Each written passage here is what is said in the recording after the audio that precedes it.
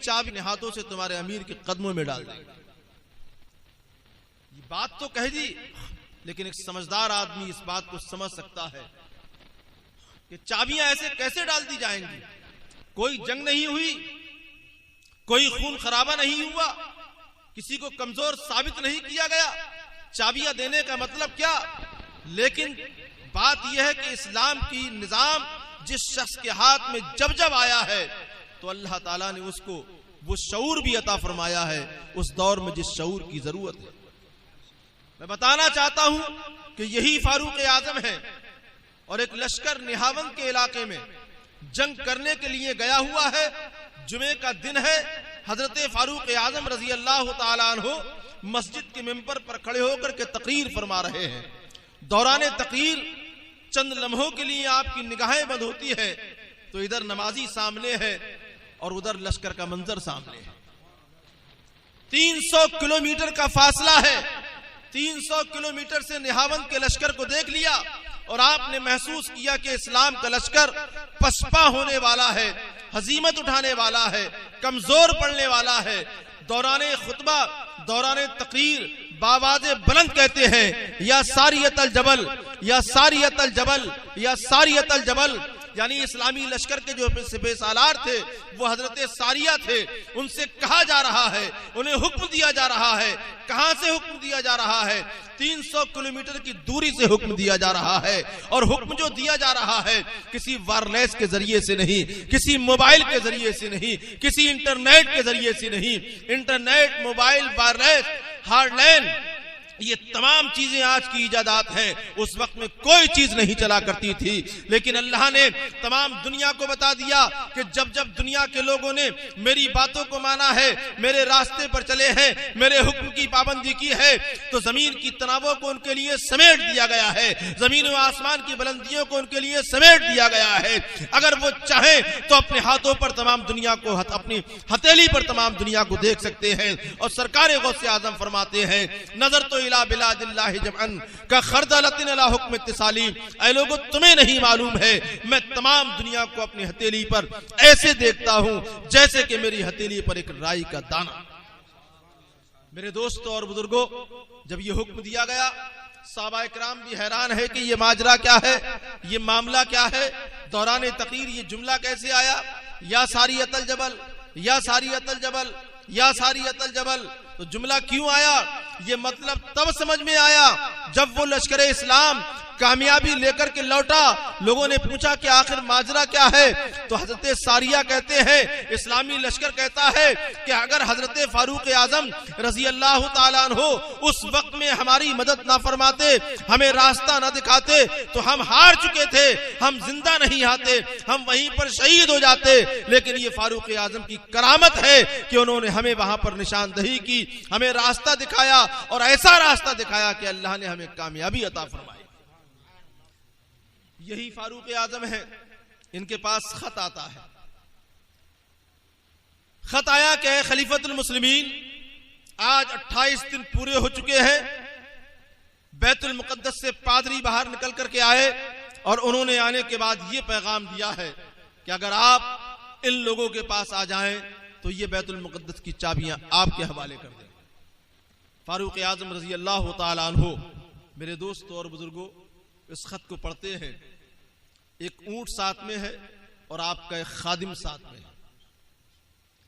इस्लाम की उस बुनियादी उसूल को जहन में रखिए। जब तक ये उसूल कायम रहा, दुनिया के अंदर अखुव्वत व मसावात का दौर जारी रहा। आज ये उसूल खत्म हो गया। आज ऊंचा ऊंचा है, नीचा नीचा है, गोरा गोरा है, काला काला है, अमीर अमीर है, गरीब गरीब है।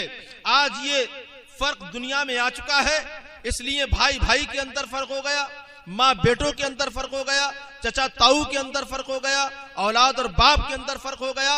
मेरे दोस्तों और बुजुर्गों, जबकि मेरे आका सरकार दो आलम सल्लल्लाहु ताला अलैहि सलातो व तस्लीम ने इरशाद फरमाया था कि आज मैं तुम्हारे दरमियान की तमाम वो गलत बातें, जिन बातों की बुनियाद पर तुम फर्क किया करते हो, मैं उनको अपने पैरों के नीचे रौंदता हूं और तुम्हें हुक्म देता हूं। और पूरी दुनिया को ये पैगाम दिया जाता है कि किसी गोरे को किसी काले पर कोई फजीलत नहीं है, किसी किसी अमीर को किसी गरीब पर कोई फजीलत नहीं है।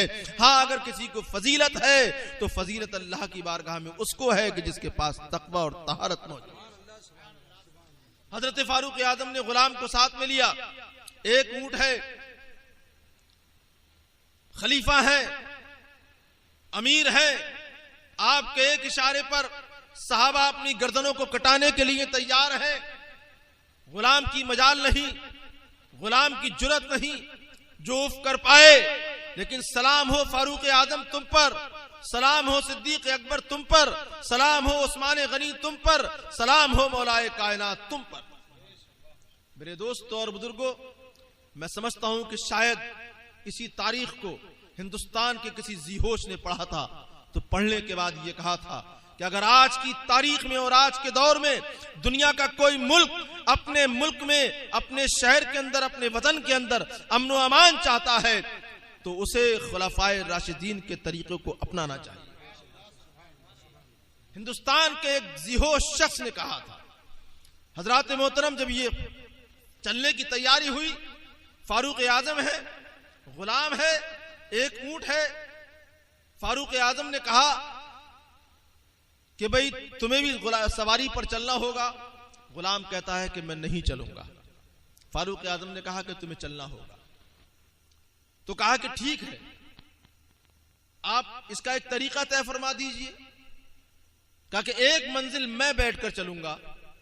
अब एक मंजिल को आप आज के दौर में 1 किलोमीटर समझ लीजिए। एक मंजिल मैं बैठकर चलूंगा, तुम ऊंट की लगाम थामोगे, और एक मंजिल तुम बैठकर चलोगे, मैं ऊंट की लगाम थामूंगा। है कोई ऐसा आज के दौर में? पूरी दुनिया में तलाश कर लाओ। आज की सूरत हाल तो यह है कि वहां तो गुलामी का मामला था। हम इसी देश के अंदर देखते हैं कि जब मुख्यमंत्री या प्राइम मिनिस्टर किसी शहर के अंदर आते हैं तो आवाम को दरवाजों के अंदर, घरों के अंदर कैद कर दिया जाता है, रोडों को सील कर दिया जाता है। वहां कोई प्राइवेट बस नहीं जा सकती, वहां आम आदमी नहीं जा सकता, क्योंकि आज प्रधानमंत्री का या मुख्यमंत्री का गुजर होने वाला। मैं इसकी बहुत सारी मिसालें आपके सामने पेश करता हूं। ये तकरीर नहीं कर रहा हूं, सिर्फ हाफिज साहब के शेर की तशरीह हो रही है। मेरे दोस्तों और बुजुर्गों, समझ लें और गौर कर लें कि एक मंजिल तुम्हें चलना है, एक मंजिल मैं चलूंगा। कुर्बान जाइए वो कैसा दौर था जिसने गुलाम तो बनाए थे मगर गुलामों की भी हुकूक मुतय्यन कर दिए थे, जिसने खादिम तो बनाए थे मगर खादिमों के भी हुकूक मुतय्यन कर दिए थे, जिसने नौकर तो बनाए थे मगर नौकरों के भी हुकूक मुतय्यन कर दिए थे। आज की सूरत हाल अल-अमान वल हफीज, आज की सूरत हाल बड़ी नाजुक है। 1 किलोमीटर फारूक आजम चले, गुलाम लगाम पकड़कर चल रहा है। जब ठीक 1 किलोमीटर पूरा हो गया, एक मंजिल पूरी हो गई, अब गुलाम बैठता है ऊंट पर। फारूक आजम के हाथ में ऊंट की लगाम है। ये दुनिया का अनोखा मंजर है और दुनिया का ये वो उसूल है कि इस्लाम इसी बेस पर आगे बढ़ा है, इसी तरीके पर आगे बढ़ा है। और कैसे आगे बढ़ा ये सुनो। जब ये मंजिल तय होती रही, तय होती रही, तय होती रही, यहां तक के बैतुल मुकद्दस आने की मंजिल रह गई। अब ये खुदा की शान देखिए कि जब बैतुल मुकद्दस की मंजिल करीब आने को है तो फारूक आजम की लगाम पकड़ने की बारी है और गुलाम के ऊंट पर बैठने की बारी है। गुलाम के ऊंट पर बैठने की बारी है। गुलाम कहता है फारूक आजम, अहे अमीरुल मोमिनीन, मैं गुलाम हूं, आप आका हैं, आप ऊंट पर बैठे रहे, मैं इस मंजिल में भी आपके ऊंट की लगाम पकड़कर चलूंगा। फारूक आजम कहते हैं कि नहीं नहीं, ऐसा नहीं होगा। हमारा और आपका जो तय हो चुका है कि जहां हमें लगाम पकड़ना है वहां हम लगाम पकड़ेंगे और जहां आपको पकड़ना है वहां आपको पकड़ना है। अब अगर आपकी मंजिल ऊंट पर बैठने की है तो आप बैठोगे, मैं लगाम पकड़ूंगा। अरे फारूक आजम, अरे अमीरुल मोमिनीन, आप अमीर हैं, आप खलीफा हैं, जब आप मेरी ऊंट की लगाम पकड़कर इस तरह से वहां पहुंचेंगे तो लोग क्या कहेंगे? फारूक आजम ने कहा कि लोगों को मत देखो, बल्कि खालिक कायनात क्या कहेगा कि वो दीन जो मैंने अपने महबूब को अता फरमाया था, उस महबूब के गुलामों ने इस तरह से दीन को आगे बढ़ाया है, मेरा रब खुश हो जाएगा। हजरात मोहतरम, अब जब बारी आती है उस मंजिल की तो गुलाम ऊंट पर है और खलीफा के हाथ में ऊंट की लगाम है। ऊंट की लगाम है। खबर पहुंच चुकी है इस्लामी लश्कर में कि फारूक आजम आने वाले हैं उबैदुल्लाह बिन जर्रा आगे आ चुके हैं, खालिद बिन वलीद आगे आ चुके हैं, बड़े बड़े सरदार आगे आ चुके हैं कि खलीफा आ रहा है, मुसलमानों का अमीर आ रहा है, लिहाजा इस्तकबाल किया जाए। सब आगे आ गए तो फारूक आजम से कहा गया कि हुजूर अमीरुल मोमिनीन, ये बड़ी अजीब और गरीब बात हो जाएगी, आप ऊंट पर बैठ जाइए, आप गुलाम आपकी लगाम पकड़ लेगा, हम आपके ऊंट की लगाम पकड़ लेंगे। फारूक आजम ने फरमाया कि नहीं नहीं, दुनिया में इंसाफ अगर मशहूर है तो फारूक आजम की बुनियाद पर मशहूर है, ये इंसाफ खत्म नहीं होगा, ये न्याय दुनिया के अंदर बाकी रहेगा। सूरज मिट सकता है, चांद मिट सकता है, लेकिन फारूक आजम का इंसाफ नहीं मिट पाएगा। लिहाजा मेरे दोस्तों और बुजुर्गों, सबने कहा, किसी की नहीं मानी गई, गुलाम को ऊंट पर बिठाला गया, फारूक आजम ने लगाम थामी। अब जब सरदार भी साथ चल रहे हैं, फारूक आजम भी साथ चल रहे हैं, तो और जब लश्कर इस्लाम के करीब आपकी सवारी पहुंचती है तो नारे बुलंद होते हैं। जब नारे बुलंद होते हैं तो पादरी अंदर से बाहर निकल करके आते हैं और आने के बाद पूछते हैं कि जरा बताओ तुम्हारा अमीर कौन है? ये जो ऊंट पर बैठा हुआ है यही तुम्हारा अमीर है? जो ऊंट पर सवार है यही तुम्हारा खलीफा है? क्या तुम लोग इसी की बातों को मानते हो? तो सरदार आगे बढ़ते हैं और वो कहते हैं कि नहीं नहीं, ये तो फारूक आजम का इंसाफ है, हमारा अमीर वो है जो गुलाम जो ऊंट की लगाम थामे हुए है और जो ऊंट पर सवार है, वो गुलाम है, इस खलीफा का गुलाम है, वो गुलाम है, इस अमीर का गुलाम है, और जो ऊंट की लगाम थामे हुए है वो हम सब का खलीफा है, वो हम सब का इमाम है, उम्मते मुस्लिमा का इमाम है। मेरे दोस्तों और बुजुर्गों, इतना सुनना था कि पादरी अंदर चले गए और कुछ देर में जब निकल कर आते हैं तो चाबियों के थैले हाथ में हैं, और आने के बाद फारूक आजम के कदमों में रख देते हैं और कहते हैं कि फारूक आजम, हमारी मजहबी किताबों में लिखा हुआ है कि जो शख्स भी बैतुल मुकद्दस को सबसे पहली मर्तबा आजाद करवाएगा वो मिल्लत इस्लामिया का अमीर होगा, मगर जब वो बैतुल मुकद्दस में आएगा तो उसकी शान ये होगी कि उसका गुलाम ऊंट पर होगा और वो खुद ऊंट के उस लगाम थामे हुए। ये है कि दिया दर्श तूने कुछ ऐसा आदमी को कि गुलाम ऊंट पर है तो इमाम चल रहा है। ये इस्लाम का उसूल है, दिया दर्श तूने ऐसा, वो बराबरी का तूने दिया दर्श आदमी को कि गुलाम ऊंट पर है तो इमाम चल रहा है। ये इस्लाम की तारीख है। आज ये तारीख मिट चुकी, आज ऊंच और नीच का फर्क आ गया, गोरे और काले का फर्क आ गया, अमीर और गरीब का फर्क आ गया। अल्लाह ताला हमें और आपको इस्लाम की सही तस्वीर को समझने की तौफीक अता फरमाए।